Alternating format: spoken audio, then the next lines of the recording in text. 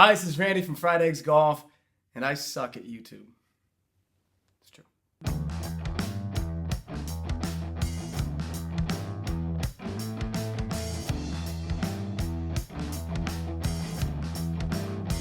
So before I get into explaining the title of this episode of Over Easy, I want to start out by saying thank you to all of you who helped me ruin an entire workday for Brian. For those of you who are new to the channel or maybe new subscribers, if you didn't watch the last episode of Over Easy, I had asked everyone to send an email to our general email box, and which Brian has to respond to, and to put some bogus subject line in, and then in the response or the message just write whoop whoop, which hundreds of you did. I was not expecting that kind of response, but you guys definitely answered the call, and his entire day, and I'm not kidding you, you shut down Bobik's email for a day, hundreds of emails, and they were so creative. You guys wrote like, fitting question, or I bought a club and it broke, in which, these are all kinds of emails that we get. And he had to open up every single one of them. And a lot of you caught on to the fact that, hey, sometimes it gives you a preview of the message. So if you just wrote whoop whoop, he kind of caught on and saw that. But some of you wrote very detailed, like paragraph long emails where he had to read the entire thing. And it wasn't until the end that you wrote whoop whoop.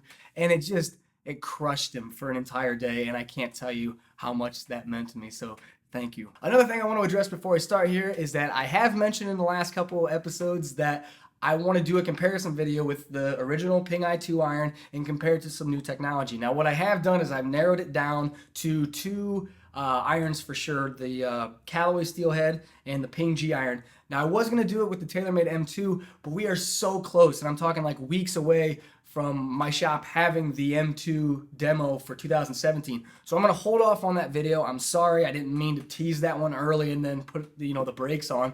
But I want to test it against the M2, the 2017 version. I definitely want to do that video still, and I'm still going to do that video. It's just going to be a little bit delayed because I think it would be more relevant to test it against, the upcoming model of the M2 iron as opposed to something that's going to be obsolete here in a couple of weeks. That video will happen.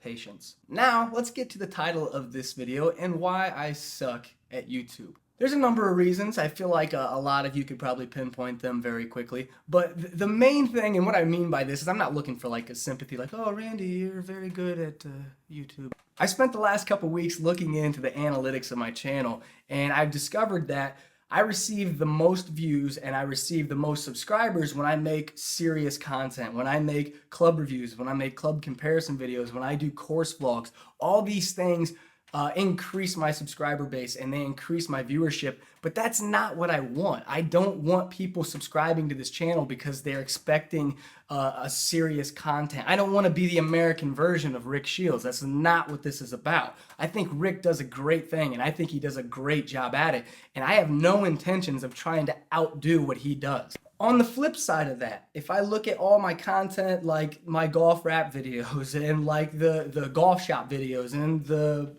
fan mail letters that I write to people fictitiously, they're not real letters, they're meant to be funny, but that content gets shared exponentially more than my other videos. So I get more subscribers and I get more views from the serious content, but my subscribers like and share my silly stuff way more than they do the serious stuff. Now, the reason that excites me is because that's exactly what I want. I make content for my subscribers. I don't make content to gain subscribers. I hope that makes sense to you, because the people that click the subscribe button on this channel, and for the right reasons. Now, I apologize if you happen to see like a serious video where you're like, oh, this guy, I like his reviews, I want to see what he has to say on. I'm sorry. I don't make enough of those videos, and I don't upload consistently enough of those videos to make this channel what you want it to be. And for that, I'm sorry, because that can be misleading, and I was kind of discovering myself as this channel progressed and what I wanted it to be. And I just like the idea of being a little bit more loose and lighthearted and trying to be funny. It makes for more interesting conversations with you guys, and hopefully it makes for more interesting content. So what I'm really trying to say is that I'm bad at YouTube because I don't pay attention to the trends of what makes golf YouTube channels popular, because As I stated before, I have no desire to be a professional YouTuber. I don't think that's something I would ever want for myself. Now, granted, if this channel explodes, I'm gonna sell out real quick. So in conclusion, what I'm trying to say is that this channel literally is for you. And I'm saying that to my subscribers because if you took the time to push the subscribe button, you tune in every week, you check out the content, you make comments, you interact with it, you share it, these videos are for you. I make this content because you guys seem to get what it's all about. Let me know what you like about the channel. Let me know what you'd like to see more of on the channel, and I will do my best to create that content for you. So thanks as always for watching. Subscribe to the channel if you haven't already, and until next time, I will see you later.